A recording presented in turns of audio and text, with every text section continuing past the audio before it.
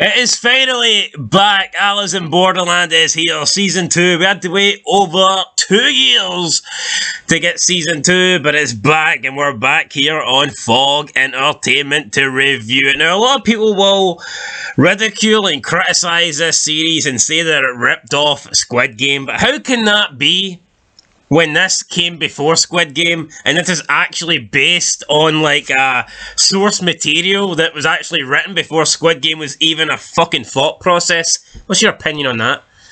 In my opinion... In my opinion... You're wrong, and you know what? It's better than Squid Game. If anything, Squid Game is the Korean Alice in Borderland. You can't say this is the Japanese Squid Game. I think there's elements... This came first. Elements of both shows I like. This is more open world, so I probably prefer this. True. Personally, I feel like in Squid Game, you know what? We talked about it. The acting was horrendous. I've never watched... I don't watch Alice in Borderland and think, oh, this is horrendous. I like it. Plus, I thought a lot of the games in Squid Game were crap. They were crap, but talking of games, we kick off with episode 1 of season 2 with a game. What's it called? Yashimo or something like that? Well, but before we get to that, that's more the end of the episode. Oh, that's the ending game. What's the game that kicks off? It ain't a game, so we have... Well, it kind of is a game. We have Arisu, Usagi, Kuina, and Chishiya. They're all in the... Basically, I think at this stage, are 4 main characters. And they are in Shibuya. I believe that's the name of the town or whatever. Anyway, right, they're there. They're at the crossing. They're waiting for the next game to start. They're assuming that a game will start and it will give them the rules. That's the name of the town or whatever. They're in fucking Tokyo, mate. Well, it's a place, a city in fucking Tokyo, isn't it? You don't get cities in... Tokyo is the city. Well, it's a bloody area? Street or something. Aye, area, man. Fucking the town in Tokyo. Mate, they're waiting. But then there's gunfire. You got a problem with the gunfire, mate? A wee bit, aye. Shibuya Crossing turns into a bloodbath. There's blood flying everywhere. Arisu's running. People are getting hit with anti-tank missiles and all that stuff. And then it says, 13 minutes later. And we're back to the crossing. It's alright, we're safe. Or are we safe? Take it away, Penny. Come on! Woo! Alice in Borderland, are you feeling it? Are you feeling it? Come on, man! Woo! You not feeling it? I am feeling it, aye. This was epic. I actually enjoyed this start. You thought you were safe and then they drag you back in. They're like, fuck you guys. See all these no-names here? Yous are all dead. And I liked it. I loved it. People getting slaughtered, left, right and centre. Why are they getting slaughtered? Because it turns out that the next game has started. There's been no start time. There's been no explanation. There's been no fucking rules. But the King of Spades is underway. And it's basically one guy. And he is just annihilating the entire area. Anyone in this area, they're being shot at. He's using like an array of weapons. He's got like missile rockets stuff. He's got anti-tank missiles. Anti-tank missiles. Which can cut through cars and shit. He's got... They can hit you for up to 1 kilometre away. Machine guns. It seems like he's got supernatural speed because he seems to be everywhere. You're thinking, how can one person seriously do this amount of damage? But, I mean, this guy's doing it. So, Arisu, Usagi, Kuina, Chishiya, they're trying to escape the guy. They're making their way through the area, and then a car pulls up, and inside the car we have Anne and Tata. Tata! Now, there's this awkward kind of scene where the guy's spraying at them and they're all like running to get behind a car, but Chishiya's just like walking casually with his hands in his pockets, and I was kind of hoping my bullet would just bash into his forehead and wipe him out right there, but it didn't happen. Arisu, Usagi, Kuina get into the car, but Chishiya he can't make it in, so he's been like cut off with the bullet, so he can't get into the car, so he tells them he'll find another way. So they speed off into the distance, and then we see another car behind them with 4 people that we've no idea who they are, and at this stage I'm thinking, okay, this must be 4 new people they're going to introduce to the show, but quickly, no. We see the King of Spades. He jumps, he like just lands, appears on the back of their like car bonnet or boot even. A bit like Jeepers Creepers. It did kind of remind me of Jeepers Creepers landing on top of the cop car. And then the next minute, he climbs on top of the car and he just like shoots one of the women in the head, shoots the other one in the head. shoots the one that's in the passenger seat in the head, and then he's doing it through the roof. But then the one who's driving, he kind of like just casually like puts his gun through the window, and it gave me Deadpool vibes. It did. I don't know. I just feel like it gave me it went from like Jeepers Creepers to like Deadpool. The guy driving, why didn't he just slam on the brakes? True. I mean, try something rather than just try what you're doing, because obviously it wasn't working.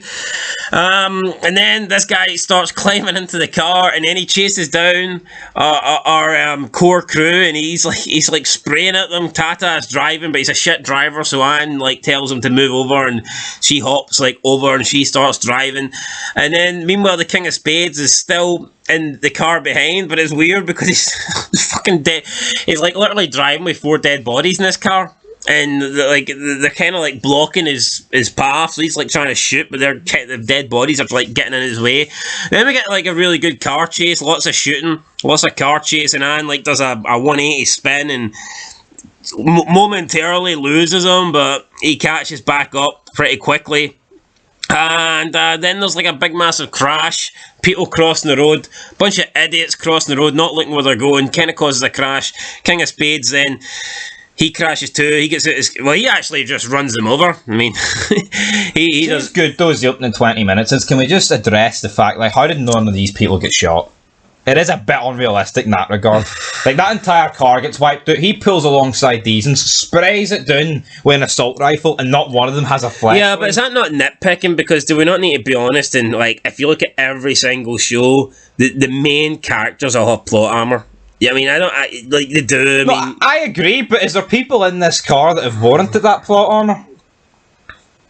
Maybe not. You get my point? I feel like in shows it's done with people, like when Gus Fring walks out and the guy just looks at him and he's like, I'm not going to shoot him today. That's understandable, it's Gus Fring, you know? Like, I mean, if we take The Walking Dead, for example, you can see Rick going into like the middle of a horde where the middle of this fucking 100 zombies, and he's in the middle of it, and he's got like a machete, and he'll just, slice them all down and come out unharmed. Whereas you'll see some random person just come up against one zombie and they'll get taken down and fucking eaten. You know what I mean? We've got to be honest, like, the main characters do have plot armor. Half of these people in this car aren't main characters. True. I don't really like plot armor. I think it does take away a wee bit, but no, it's just when everyone else around them's getting killed. Yeah, but they're not even getting like injured. Like, I don't like it, but he's walking with the hands in his pockets. Oh, come on, man, you can't defend that. Well, I mean, with him, I can back in. That's more his gimmick. Like, that's his. That's his character.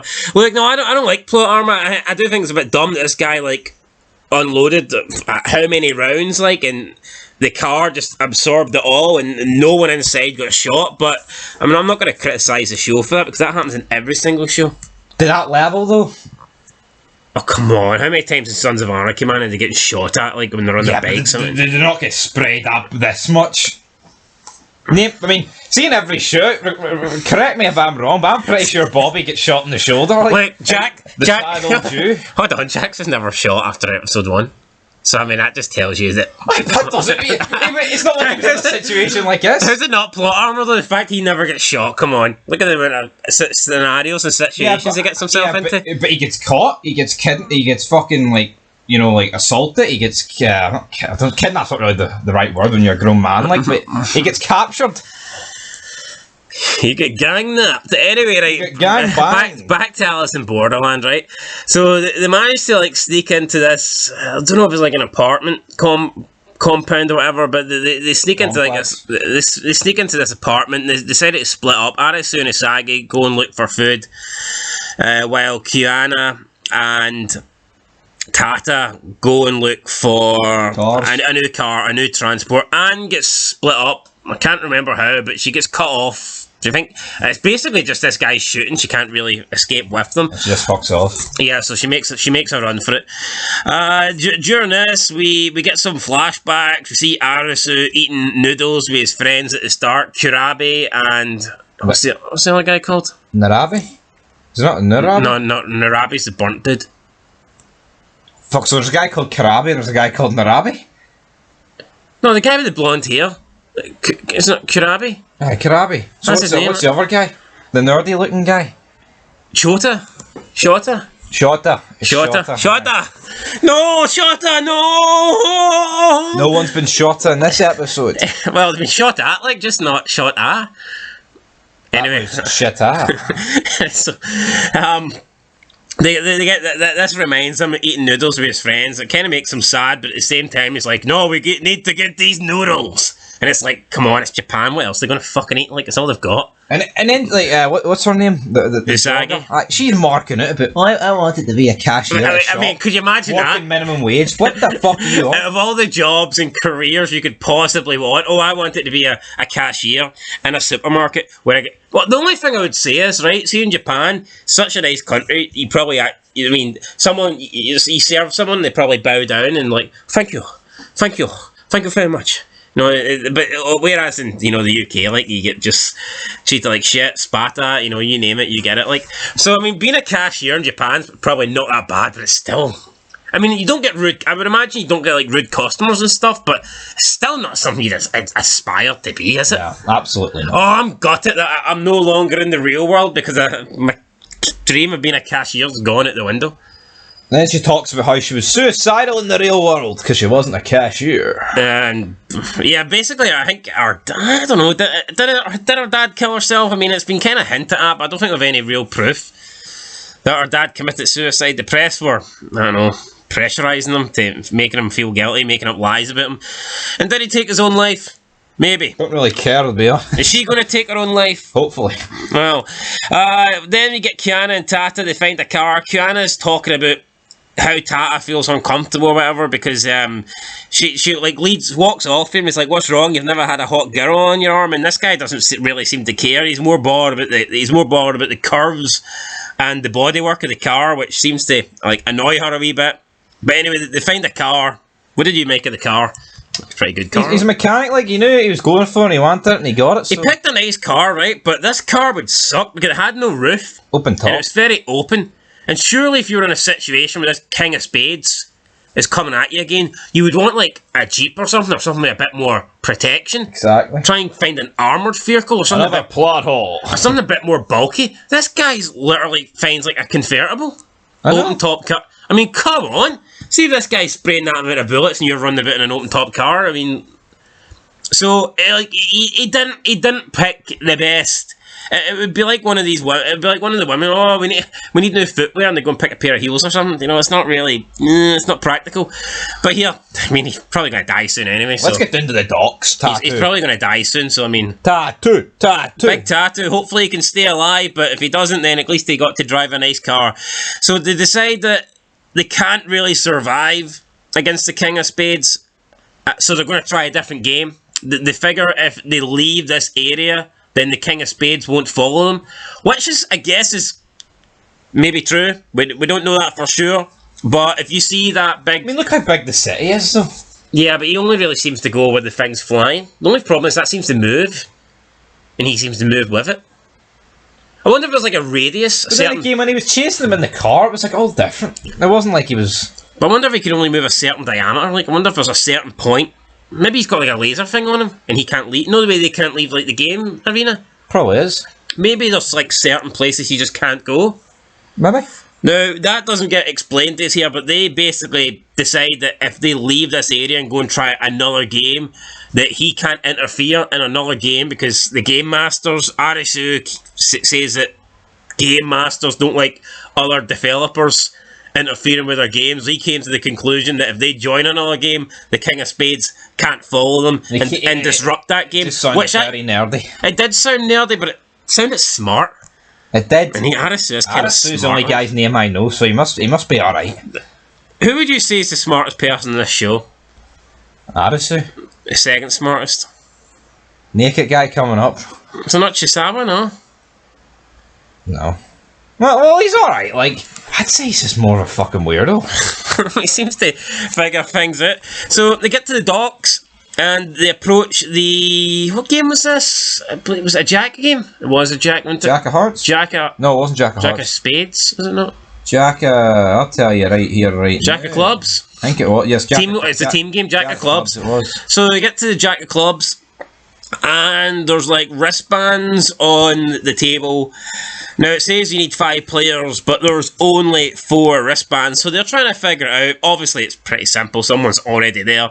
Someone's already took a wristband, but they don't see this person. And then when they're about to pick up the wristbands, they turn around and we see Nurabi. The returning Nurabi. How's this guy still alive? I don't know, but he's still alive. Last time we seen him in season 1, he was like set alight by Chisawa. And then he was carried away into the distance by Ugani. So, I thought he would maybe be dead, but no, he's back, and he looks like shit. See, in my opinion, he just wasn't needed. I feel like it was done. He does look like shit, and they don't want to team up with him, but he's like, I've already got my wristband on. I'm not going anywhere. He's kind of have to team up with me. So they reluctantly agree to team up with him even though they don't want to. They then head into the arena. And it kind of takes a weird turn. They're approached by some naked dude. And his band. Some naked guy just appears and says, Welcome to my game. Welcome to my game. And then he asks them, are you a citizen? And the naked guy's like, citizen, replies to him. Arisu's looking at him weird. The guy's looking at Arisu weird. There's like a weird vibe that there's just some random naked guy inside like this shipyard with containers everywhere. And you feel like this could be a really fun game coming up because this area is so big. There's all these containers. This would have been a good arena, I think, to have the Seven of Hearts game in. You know, the hide and seek one, the wolf and the lamb. There's just containers and big, massive. I like that one because it was dark. No, I do as well. Bright and open. But anyway, that's where the episode ends with this new guy in the game about to start. We don't know what game it's going to be. We find out next time. We don't know the rules. We don't really know anything. But what we do know is that the 5 of them are teaming up. They're teaming up with the rugby, and they're going to take on these 5. It's a team game. It's one team against another team, and it's safe to assume that whatever team loses will die. So that's where we end episode 1. I thought it was alright. Don't think it was as good as the premiere of season 1. No. But it was something different. It was more fast paced. I actually do kind of like I actually like the King of Spades gimmick where the game doesn't even let you know it starts really. It's just some guy that controls an area. I think it's different rather than the same old. Not that it's boring or anything, but the same old, right, we go to an arena, the game starts, you read out the rules. I think it was pretty cool how they literally just got to this area and then there was no explanation, no like, game commencing now. It was literally just some guy annihilating everyone. It does go against the whole code of the game and the show, but yeah, it was good. I liked it. I enjoyed it. But episode 1, I felt like it was a bit weird. I feel like you had such an action-packed start that it just completely slowed down. But you need that. You're not going to get another thing. Like, name me an episode where everything's like action packed from start to finish. I don't know. I hate to keep using The Walking Dead. I've seen people talk about like The Walking Dead episodes. Even the ones that are most action packed. Like you'll find it's either action at the start and then dies off towards the end, or slow at the start then gets action towards the end. I think I give a few TV show episodes, but no, I can't think of one episode of a TV show that's pure action start to finish. This doesn't work. Name me one. You can't. Prison Break season 1 finale. Haven't watched it. Anyway, I've watched this and I am going to give this a 7 out of 10. I liked it, but I don't think it was as good as the season 1 premiere. But what it did do is I'll tell you what, actually, mine's season 4 episode 1. That's probably the up until Alvarez shows up. Like, I wouldn't mind Alvarez in this. I fuck him on. Wouldn't mind anyone any fucking aberration. you need to be, but no, it's mad, right? See, no, it's absolutely mad. Like, and I'm not. I fucking love it. See these Korean shows, and you just see the fact that they don't give a shit about other people's feelings or being woke, or that's great. But see in the UK, see if you literally had a show with like hundreds of people in it, and every single person was just like white British. See the amount of like reviews and publicity it would get. Oh, not enough diversity, not enough. Alright, Squid Game had Ali, he was Indian. But you get my point. Or was he Pakistani? I think he was just in there to look a retard though. So. but you get my... Do you think... I don't think him betraying Ali would have had such a big impact if Ali was just another normal Korean as well. I think that's right. No, but do you get my point? I do get your point. I like how it's in Tokyo, for fuck's sake. Of course, the population of Tokyo is like 99.98% Japanese people. Sadly, though, that ain't what the rate of this episode's going to be. No, I'm giving it a 7. Well, we're not Trev's Chan, like, so you know. I'm giving it a 7. We're 7. He gave it a 7. I'm giving it a 7. But I actually like how in these shows, it's mad that you've got Korean shows with Korean people in it and Japanese shows with Japanese people in it. Oh, God forbid. Whereas you look at shows and it's like, oh well, you need to have a couple for this race, you need to have a couple for that race. No, you don't. Diversity. Who cares? If you want them all to be black, you do it. Don't care about diversity. Don't care about wokeness or gender politics or anything like that. Just give us good entertainment, good TV shows. That's all we want. Who's in it, as long as it's good. Exactly. Anyway, guys, that's it. 7 out of 10. Episode 2 review will probably be up tomorrow, and yeah, stay tuned for that. But I like that. Just not as good as the season 1 premiere, in my opinion. And that's pretty much it. No major deaths. No deaths of any named characters, to be honest, and we get the returning Naragbe, who we thought was maybe dead. So that's it, guys. 7 out of 10. Let us know your thoughts down below. We'll catch you in the next one, and of course, until then, peace.